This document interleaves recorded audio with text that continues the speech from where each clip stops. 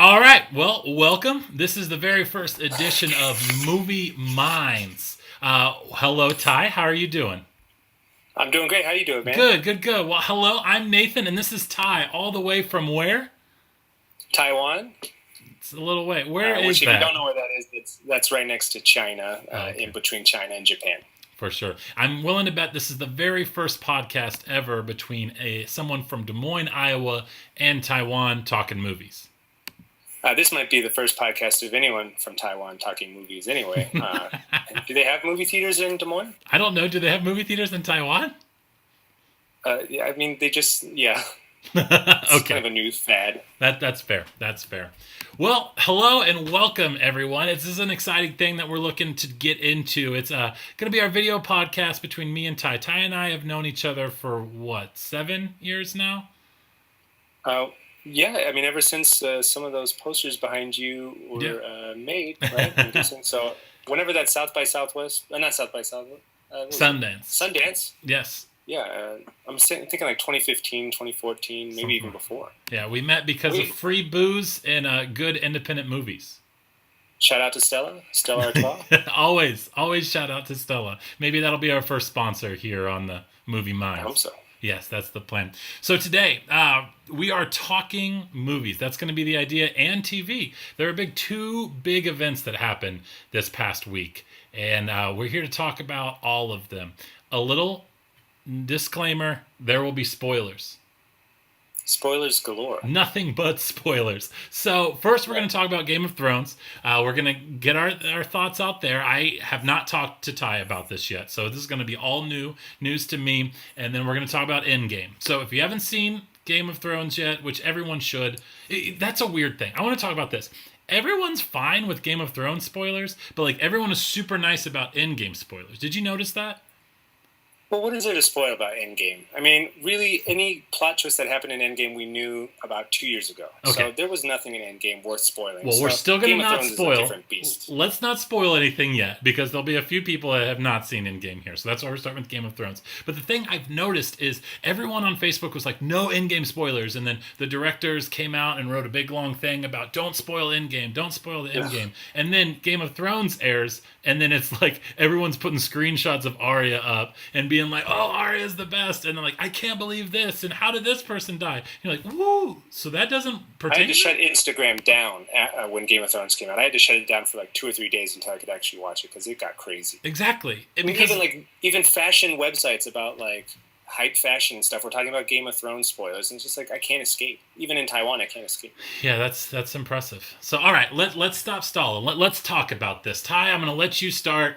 What did you think of the Battle of Winterfell / The Long Night?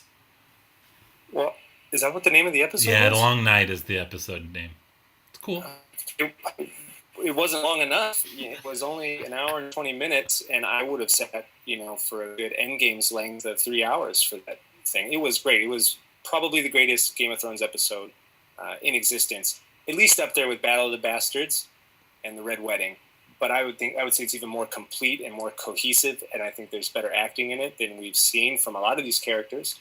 Because I thought Arya, her acting really started falling apart the last 2 episodes, but man, did she take it back in a big way. Mm-hmm. So I loved it. I loved everything about it. I know you're going to find that hard to believe because I don't really love a lot of things. Yeah, disclaimer to the audience. This is Ty Cooper. He is not usually a lover of all things. It's one of the things I enjoy about him at Sundance. He keeps me grounded. I come out of a movie, I was like, oh man, that was great. And he's like, no, it wasn't. It was so bad for so many reasons. Let me list them all. And I'm like, it must be the altitude. That's why I think it's good. But, Ty grounds me. And that's what'll be nice about this podcast is I am kind of a softie that likes a lot of things. And Ty's going to be there to be like, slow your roll, man. This is not good. I hate everything. This, except for The Long Night, apparently. Yes, I loved it. I really enjoyed it. I have a few issues, which we're going to get into, but we're going to start with the positive. It's so easy to be negative. I absolutely loved it from the first moment to the last. It was probably the most anxiety I've ever felt in an episode of television. Like, I was just uncomfortable and nervous. And yeah, a lot of people have issues with the brightness. I hate that take. I understand that people are used to being able to see everything on television, you could still make things out, but I really believe that it was an artistic choice. What the director wanted you to feel was claustrophobic, disoriented, scared, like uncomfortable. And if you could see everything that's happening, you'd have some sort of center of gravity to where you can kind of understand what's going on. But by not understanding, by having an experience that you're not used to, it only made us even more uncomfortable. And so I thought that was brilliant. So the people that are saying, "Oh, come on, it was so dark. How did you like this episode? It was terrible." It's like, understand artistic decisions for once, okay? Sorry. Oh, wow. I mean, I thought it was a super bold choice. I mean, you do not see a lot of battle scenes like this going on at night at all. I can't even think of one because, usually you want to see everything. I think about, what was that movie with the super long one take, not adaptation, whatever it was. There's a lot of movies like that. Children, Man, it's like, yeah, and you just have to see everything. But I like the fact that we couldn't see everything, and it really helps because you get these dragons in here. And think about any dragon movie you've ever seen, from Dragonheart to Dragon Tales. The Pete's Dragon. You don't want to see the dragons. The dragons are the thing that takes all of the substance out of this show. And when you start shooting stuff at night, you can kind of cover up some of those awful CG effects. Because I tell you, episode 2, I hated the little dragon riding sequence. I don't know why we had to do that. That was fan service if I've ever seen it. But it's just like, thank God that's over. And I loved everything about this night shot. It's great. He's the Night King, like you said. Yeah, not the Day King. So it had to be at night. No. It had to be dark. You had to be afraid. And it's... Right. Yeah, I was taken aback by it. And I will say the biggest... I won't even call it an issue. I think that Game of Thrones is in a way kind of a victim of its success. And what I was taken aback by, I remember the week before I was sitting with my fiance, her cousin, and she had me, Jessie, her name, she gets a shout out. First shout out of the podcast. And she had me write down which people I thought were going to die. And I was expecting a huge death count. Between Endgame and Game of Thrones, I thought we were going to lose so many people that I loved and spent the last 10 years of my life with, and it was going to be a rough weekend. And so I wrote them out. I thought Bran was going down. I thought Grey Worm, you could already start making the tombstone after his little, we'll ride up to the north and sit on the beach for the rest of our life. That never happens. You dead, boy. And I thought that Jorah or Davos were going to die. I didn't think they both would, but so that was the only one I sort of got right. But I knew who wasn't going to be touched. I knew the Hound wasn't going to die. I knew Jaime and Tyrion weren't going to die. But besides that, anyone could have died. I wouldn't have been surprised if Sansa died, or Arya, or even Jon or Dany. And so when that episode happened and it's over, you're like, oh, that was easy. Wow. Okay, that's kind of convenient. But that's anti-Game of Thrones. What Game of Thrones is known for is nothing's off limits. Anything can happen and anyone can die. And so when you're watching it, you're expecting these people to go. And so when they don't, you're like, well, that's kind of easy. That's not realistic. When they're all getting pushed against a wall by a horde of zombies, you're kind of like, there's no way that they're going to survive. And so when they do, you're like, this feels weird. But any other movie, it'd be completely expected. Right. Yeah, and I had a problem with the death count too. I thought maybe more people should have died. I would have loved to see Daenerys eat it. I would have loved to see, just take out all of the bigger players, Daenerys, Jon Snow, all of them. Just take them out. And then, Game of Thrones is really good at that. That's one of the things that made it such a good show in the beginning is that, Ned Stark, this is our guy, season 1, boom, he's dead. Okay, now what? Then we have these other characters. Boom, they're dead. Now we have these other characters. They're really good at that. So I kind of wanted them to do it one last time where it's like, oh, you thought it was about them. No, this story isn't about the Starks. It's about Sam. He's a fat writer. You can relate to that, right? Just like George R. R. Martin, right? See the commonality there. So I don't know. Yeah, I'm happy they didn't die, and the reason why is because it would have got lost. Say you lose Brienne 35 minutes into that episode, it would have been very dark. It would have not been. It probably would have been gruesome, but it wouldn't have been a big theatrical production. It just would have happened, and then you'd still have another hour that it would have just kind of wore itself off. And by the end of the episode, you'd be like, oh, that's right, she died. That's so sad. I would rather it culminate in some battle scene with a character that we know that's going after her. Or at least a character that's sent after by someone who can actually talk, that has their intentions fully well known, and why they're trying to murder these people. And so I'm glad they're still around. Like, I'm looking forward to it. We're coming up on the scene with Bran on a hired hit to kill Tyrion and Jaime. By the way, Bran is the only person that adheres to actual travel standards, and it's somewhat understood that it would probably take him 2 episodes to get from King's Landing to Winterfell. He hasn't found out this teleportation time travel thing I'm doing. No, and how did Jon Snow get from the field into the castle so fast? They're still playing really fast and loose with travel here. I'm not sure how long it takes to get anywhere in Westeros. For sure. But it's conveniently back to what it used to be. And the Fire Lady, she went all the way across the world and came back in what, like a season? I like Melisandre. She's my girl. She's still... All right. I don't know. That was awesome. That was the first moment of the episode where I got really excited. It was like, oh, I did not expect this. I was wondering where she was, but that's how it started. That was a cool moment. Yeah. And the fire scene was amazing. It completely paid off the dark. That was way more effective than it would have been in the light. It was a cool moment, even though it really, really dredged out. And it obviously is one of my big complaints of the episode is why would you ever put the greatest battlers that you have in the front line and just throw them all to die? And put them in front of the trench that's meant to be set on fire and kept people out? And put the guy that's like the most afraid of fire like right up front, because Clegane just loves fire. Yeah. So, he's not going to freak out at all. But we're being positive. We're not going to focus too much time on battle sequences and strategy. No. I'm fine. All right, now we're going to talk about 2 characters that are probably our least favorite characters in our times of talking. And that's Theon and Bran. I know your thoughts on Bran. I think you know my thoughts on Theon. I can't stand Theon. Theon is the most exhausting character, I think, in the history of television for me. Like, it's just the amount of stuff that guy's gone through, the amount of things he did to start when he burns up children. Yeah, he didn't, but that's what we think. So automatically, we're going to hate anyone that says they burnt children alive. That happened to be his family. Then the poor guy gets his thing cut off. Then he gets tortured unreasonably. That's just so unbearably hard to watch. Then he's a coward.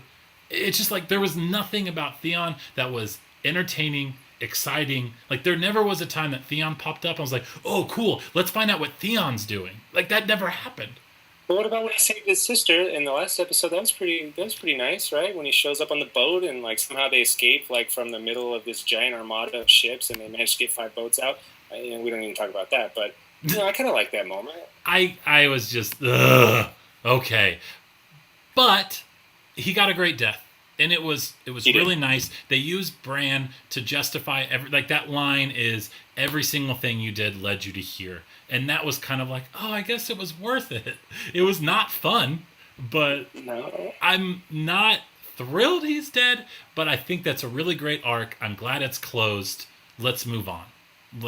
Talking about things that are not good arcs, what about Bran? Because you talk about suffering, like I would rather watch Reek get flogged or whatever that's called for 2 seasons than to see Bran play with the elf people up in Santa's workshop for however many years. It's awful. I don't know where it's going. I hate every single thing about it. Like, the magic is the worst part about this series, and Bran embodies all of that. And I don't even know what his powers are. What can he do? No. He can control crows. Like, is that it? That's why the Night King wants him, because he wants to control crows and dragons? My only thought here is the show is smart. The show tries to pay off everything.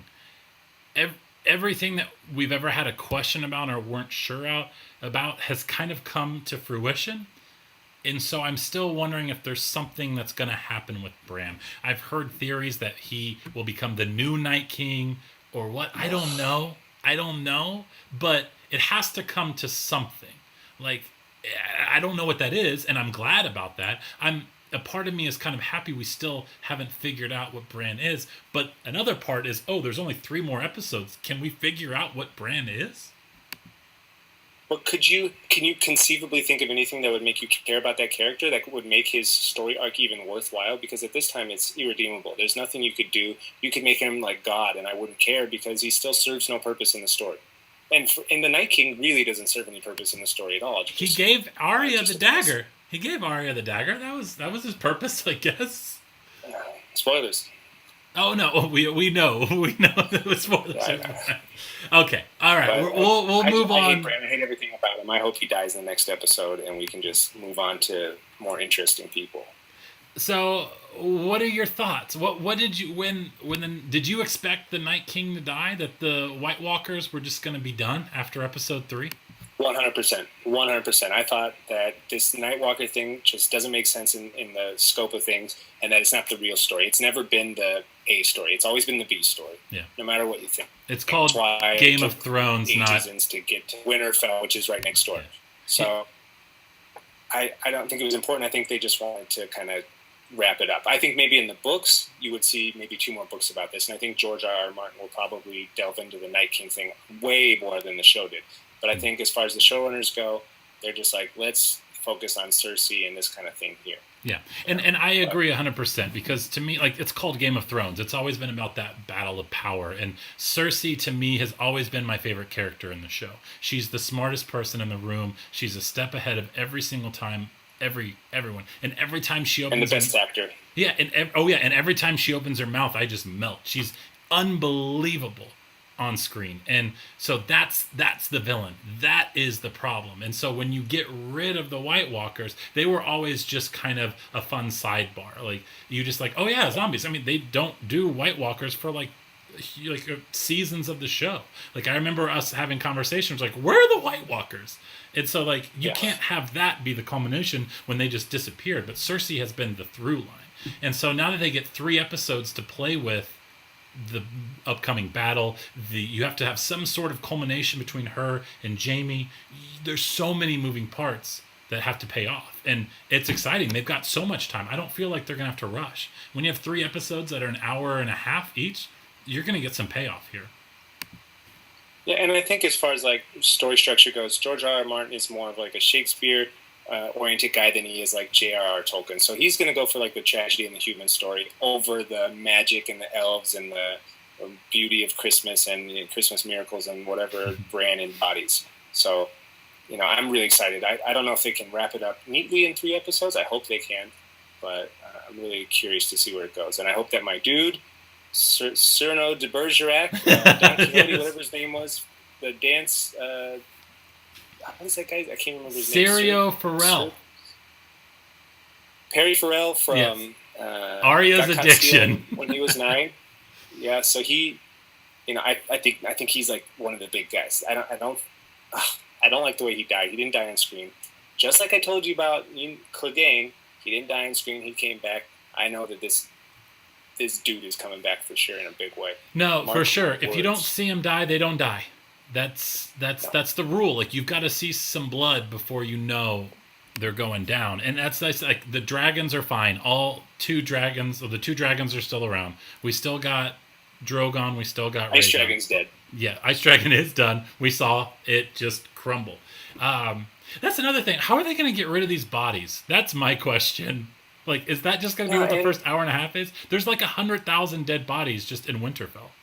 At least. I mean, you have all the Night King's army, so that, he had over. And they didn't all shatter. Sure. Only the founding fathers shattered. No, they just fall down. Yeah, they just fall down.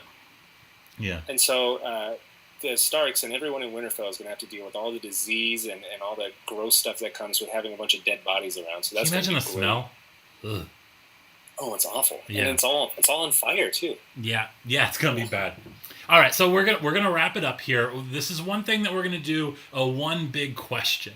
So I'm going to pose one big question to you that you don't know, and you're going to pose one big question to me, and I'll give you my answer, and you give me your answer. So you want to throw me your question first? I can't remember what my question was. You got to do your homework. I know. What I want is a bold prediction. What is the most outrageous thing that you've heard or that you think yourself that is going to come to fruition within the next 3 episodes? Like, is Littlefinger still don't steal mine. Don't steal mine. I think it's the Littlefinger thing. It's out there. It's the theory that he's not dead, which raises so many questions to me in because there's that scene where he's in the little cave and Arya sees him. He gives the little blonde girl a coin, whispers something, then goes away. The theory is that that was a faceless man, and she posed as him at the trial, got throat slits. So Littlefinger's still alive. And he's a master of coins. That's his sigil, yep, right? And his grandfather's from Braavos, so obviously he's keen to that whole thing. It's arguable. Sure, if that's a word, that he started this entire thing. The battles between the Lannisters and the Starks. He's been there since day one. He's a huge part. We still can't be sure about Varys, in my opinion. He's always I agree. Played both sides, so he could be in there. You know my history with the gambling.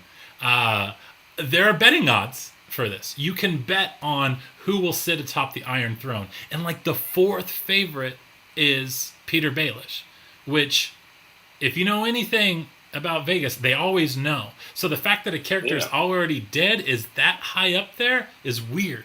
And so, but the payout odds are the same for every character, correct? No, it's like 3-1, 4-1, 9-1. I think like Jon was clearly the favorite, and then it just kind of goes. And Cersei was second. Yeah, but he's like third, so he was ahead of a bunch of people that you wouldn't expect. So I don't know, but that's the thing I'm most interested to see, and who knows? Maybe Bran is Peter Baelish. I don't know. Well, if I'm going to have to go with a bold prediction, I'm going to say that Peter Baelish is Arya's dance teacher, and that he was a no-face man from the beginning, or that he was behind that. So maybe, I don't know. Maybe that's out there somewhere. Well, that's a big argument too. Is what's capable of making you a faceless man? Like, do you have to die before your face can be used? Because then that would mean that Peter Baelish had been dead this entire time, and that Peter Baelish is actually someone else. And then, if that's the case, how long has this been going back? You're right? Was he the sword instructor? Like, who knows? And Arya sleeping with this son of the king or whatever, that kind of raises some questions too. And it makes me wonder about this whole no-face thing. Because I think there's something going on behind the scenes with Arya and the Iron Bank and that whole world that's being ignored, essentially. But so I think she knows too much. Like, she has to be Arya. She knows about the connections with their family. She obviously killed the Night King. She knew all the ins and outs of Winterfell, like going through the library. So she is still herself, but there might be something else going on. I think 100%. Yeah. All right, so my time for my question. So there was a moment in the show, I'll just go ahead and start with a question and give you my answer, when I got super emotional. And it was the moment when Sansa and Tyrion were sitting next to each other on the other side of the little crypt, and he takes the dragon glass from her. And I was like, Tyrion's going to die. Tyrion's going down. Oh no. And I got so sad and so freaked out and so worried. And this was the moment that I realized, I think I'm most afraid that Tyrion's going to die. I think Tyrion is the character that I connect with the most and don't want anything bad to happen to him. So, of all the characters on Game of Thrones, who are you most afraid of dying? Who do you connect with the most? Oh, that's a really tough question. Because, let me think about... All right, so who can die? That I don't care. Arya, fine. I don't care. I like Arya. I liked her in the beginning, but towards the end, I don't like her. Jon Snow, fine. Die. Jaime, die. I don't want Cersei to die. I think she's got to die, right? But I think I'm going to be most upset about that. I think that's going to be the death that moves me the most if it does happen, because she's like the most powerful force in the show. So for her to be just snuffed out would be incredible. And whatever happens, whatever scene takes place, that's going to be a banger. So it's going to be great. I'm going to say Cersei. All right. So, and I think Tyrion might make it to the very end. So I think he might be on the thing. I hope so. All right, so that's Game of Thrones. Good. I think we got a thing here, so we might have to come back. Yes, that's right. No, that was the first recording. I think we'll have to come back maybe next week and talk about this. Hopefully there'll be something exciting to talk about. We'll keep on our thoughts. I know we'll come back before the finale and give our predictions and talk about that. But now it's in-game time.